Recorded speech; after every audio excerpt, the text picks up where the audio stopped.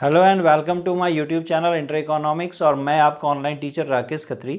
आज का जो हमारा वीडियो है ये मेरे पिछले वीडियो का कंटिन्यूएशन है। पिछले वीडियो में हम लोगों ने डिस्कस करा था बार्टर सिस्टम यानी कि वस्तु विनिमय प्रणाली, और उसमें हमने ये भी डिस्कस करा था कि उन दिनों क्या ऐसी समस्याएं होती थी जिसकी वजह से वस्तु विनिमय प्रणाली इतना पॉपुलर नहीं हो पाई। और आज के इस वीडियो में हम बात करेंगे कि मुद्रा के आने से वस्तु विनिमय प्रणाली की जो समस्याएं थी वो किस प्रकार दूर हो गई। तो आपका ज़्यादा समय नहीं लूँगा, आइए स्टार्ट करते हैं आज की क्लास।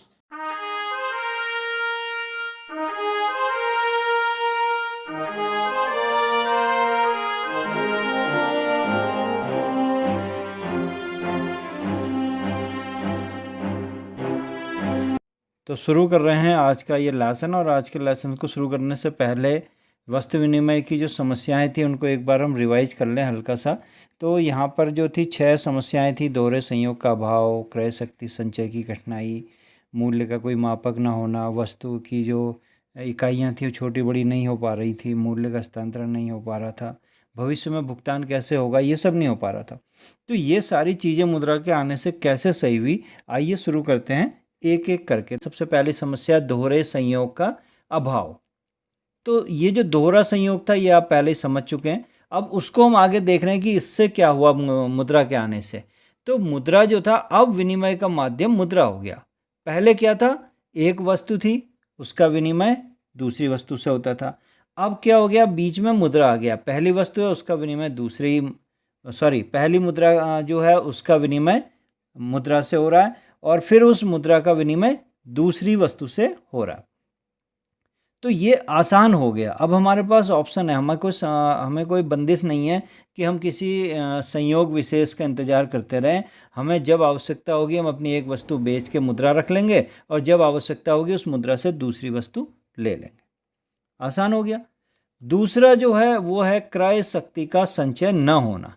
ये जो क्रय शक्ति है ये किसकी है, जिस वस्तु से हम खरीद रहे हैं, है ना। हर जो जिसको आज मुद्रा कह रहे हैं उसको हम क्या करते हैं, दूसरी वस्तु थी। एक वस्तु के अंदर क्रय शक्ति थी जिससे दूसरी वस्तु खरीद रहे थे। उसका कोई संचय नहीं था क्योंकि सारी वस्तुएं जो थी वो क्या थी, नष्ट होने वाली थी। हर वस्तु नष्ट हो सकती थी। अब हम यहाँ पर क्या हो गया, जो मूल्य संचय है उसका माध्यम हो गया मुद्रा। मूल्य किसके रूप में संचित है, मुद्रा के रूप में। ठीक है, हम देखते हैं अगर 100 रुपये का एक नोट है तो उसकी वैल्यू 100 रुपये ही रहती है, चाहे वो काशीपुर में है, चाहे वो उत्तर प्रदेश में चले जाइए, चाहे दिल्ली चले जाइए, चाहे साउथ इंडिया में चले जाइए, ईस्ट में चले जाइए, कहीं भी जाइए 100 रुपये का मूल्य का माप वही रहेगा। लेकिन वस्तु का मूल्य सब जगह अलग अलग होता है ना। तो ये जो मूल्य संचय था ये हो गया क्योंकि मूल्य में स्थिरता थी, और ये लेखा की इकाई भी बन गया, है ना। इसी में कैलकुलेशन होने लगा तो उसकी शक्ति कैलकुलेट हो गई और पावरफुल हो गई क्योंकि हर चीज़ को हमने उसको इकाइयों में बना दिया। तीसरा जो था वो था मूल्य का मापक। ये जो मूल्य होता है इस मूल्य को कैसे मापा जाए।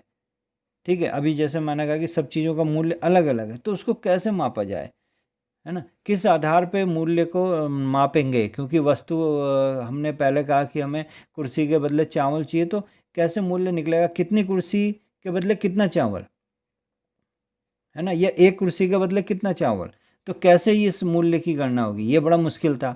लेकिन अब मूल्य का मापन किस में हो रहा है, मुद्रा में हो रहा है। तो हर वस्तु का मूल्य निर्धारित हो गया, तो उनका जो विनिमय है वो भी आसान हो गया। चौथा है वस्तु विभाजन में कठिनाई है। जैसे पिछले वीडियो में मैंने आपको बताया था कि बार्टर सिस्टम में क्या हो रहा है कि एक गोट है, बकरी है, उसको हमने डिवाइड करना है। तो कैसे डिवाइड होगा, नहीं हो सकता। अगर मुझे जो है एक छोटा सा समझ लीजिए कि मुझे 1 किलो आलू लेने हैं, तो उसके बदले मैं बकरी कैसे दूंगा, नहीं दे सकता। और या बकरी का पार्ट में कर नहीं सकता एक हिस्से के बदले। तो यहाँ पर क्या हो गया, अब हमारे पास जो मुद्रा है इसकी छोटी बड़ी सभी इकाइयाँ हमारे पास है ना। हमारे पास 100 का भी नोट है, 500 का भी नोट है, 2000 का भी नोट है, और 1 रुपये का भी है, 2 रुपये का भी नोट है। तो इसको हमने जो है समझना है। तो यहाँ पर जो है हमारे पास इकाइयाँ कई हो गई हैं। अगली समस्या जो थी मूल्य हस्तांतरण, मूल्य को एक जगह से दूसरी जगह ले जाना, कैसे होगा ये बड़ी समस्या बना हुआ था। तो यहाँ पर इसका माध्यम मूल्य हो गया। मूल्य ने क्या करा कि एक वस्तु को हम जो है एक जगह पर या एक संपत्ति को हम एक जगह पर बेच सकते हैं मूल्य में, और फिर उस मूल्य से हम कहीं पर भी दूसरी संपत्ति खरीद सकते हैं, है ना। तो ये इससे क्या हो गया कि मूल्य या क्रय शक्ति या जो उसकी विनिमय की क्षमता थी वो बनी रही है, कहीं भी आप ले जाइए तो मूल्य को हम कहीं भी हस्तांतरित कर सकते हैं एक जगह से दूसरी जगह से। तो transfer of value is possible now. Next, भविष्य का भुगतान, lack of standard of deferred payments.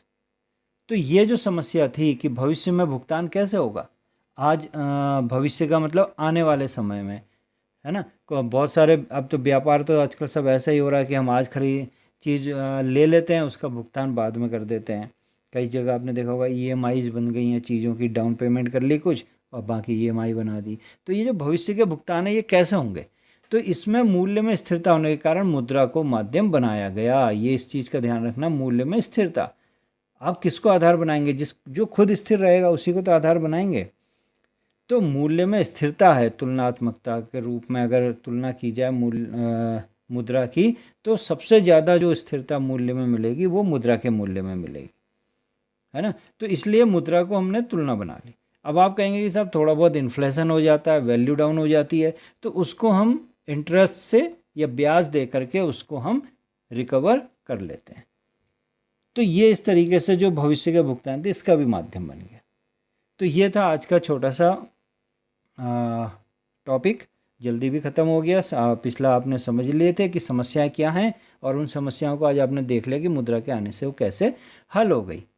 तो बस अब मुझे इतना ही कहना है कि अगर ये वीडियो से आपको कोई फ़ायदा मिल रहा है, कोई टॉपिक्स, कोई आपके कुछ जो डाउट्स थे वो क्लियर हुए हैं, तो प्लीज़ लाइक करिए, शेयर करिए और सब्सक्राइब करिए। बेल आइकन को ज़रूर दबाइए। कोई चीज़ आपको समझ नहीं आ रही है या कुछ आप पूछना चाह रहे हैं तो कमेंट सेक्शन में ज़रूर लिखिए, ठीक है। तो बहुत जल्दी अब एक और नए वीडियो के साथ हम आपके सामने होंगे।